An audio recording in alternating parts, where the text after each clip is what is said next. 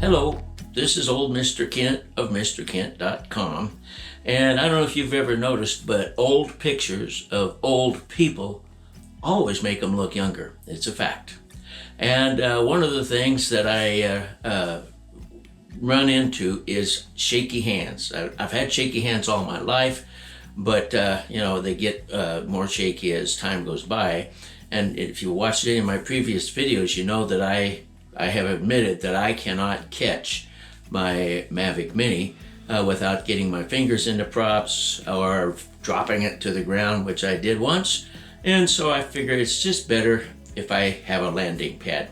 Now, one of the things if you've watched any of my videos, you know that, get that out of the way, that I use this table in a lot of my videos, and I've got that little landing pad thing there. And the reason I did is because, well, first of all, let me explain. I have a friend who got a Mavic Mini, and on his first flight, he did a great job. He got a beautiful, he had to maneuver through some trees, got a beautiful video of his city, and then when it came down to land, he had a little bit of a problem because he had taken off from the roof of his white car, and the Mavic Mini has a camera in the bottom, and it tries to find something to look at to maintain its hover. And he was trying to land, and you can kind of see where he's going all over the place trying to get that thing to land, and he finally got it down because it was just, all I could see was white. And the same thing would be true with just plain black.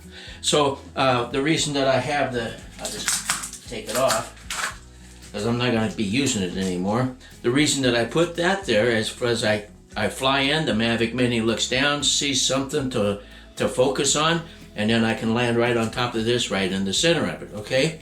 Well, let's say that I get tired of putting this table up every time I want to fly, and I don't want to take off from the ground because I've already got a video, or from the floor, because I've already got a video on pet hairs getting caught up in my props, and even if I vacuum, the pet hairs are never completely gone. So I decided, okay, I'm gonna make an indoor landing pad that I can set on the floor and just make it out of a cardboard box. And I looked all over the house for a cardboard box, couldn't find one. And we live close to a Fry's marketplace. It's like a grocery store and a bunch of other stuff they sell there. And in their bakery department, if you want a box, cardboard box, like if you're moving, they give them away free. They break them down and they've got them in the back on the wall of the bakery. Now, I'm sure that other grocery outlets do the same thing.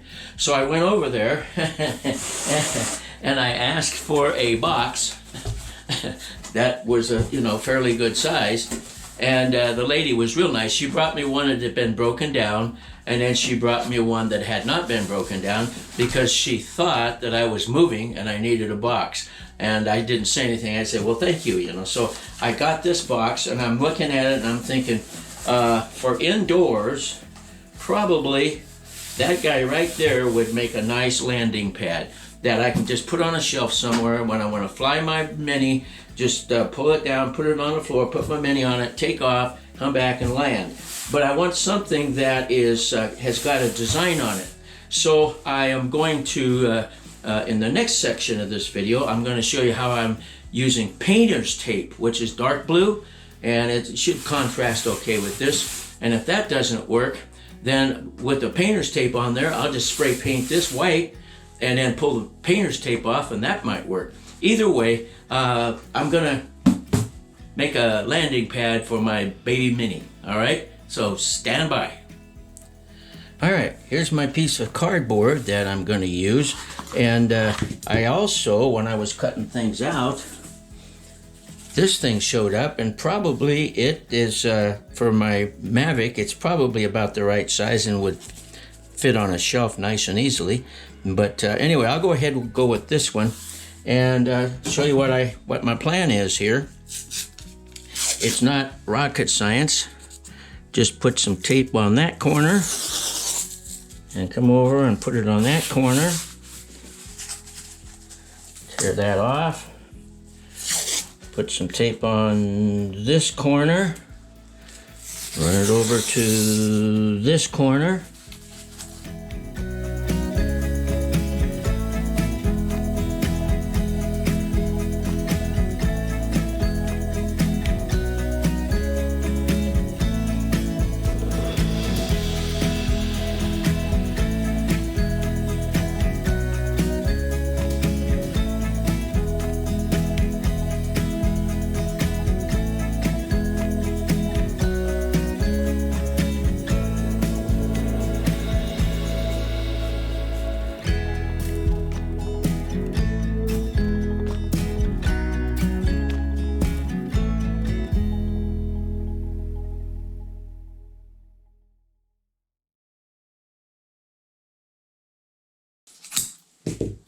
Okay, and we'll trim this under, cut that off.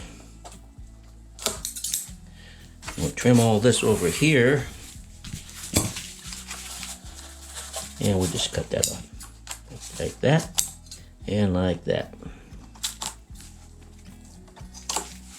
Okay, and I think we have a nice whoops, got some tape over here that we missed. Got us a nice landing pad.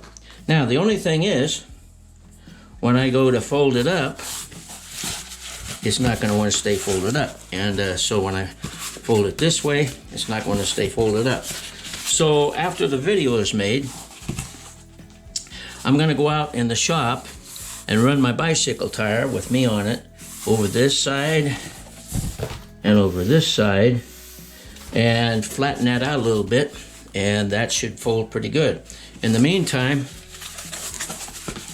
just do it back and forth a lot, and yeah, that's not going to sit on the shelf very well. I'm going to have to come up with a better idea here, maybe a large paper clip there or something like that. So there you go, that's a landing pad. But pause for a second here. In the process, this is going to be, here's a 3-fold. This was the bottom of the box, and you could make yourself a really full-size landing pad.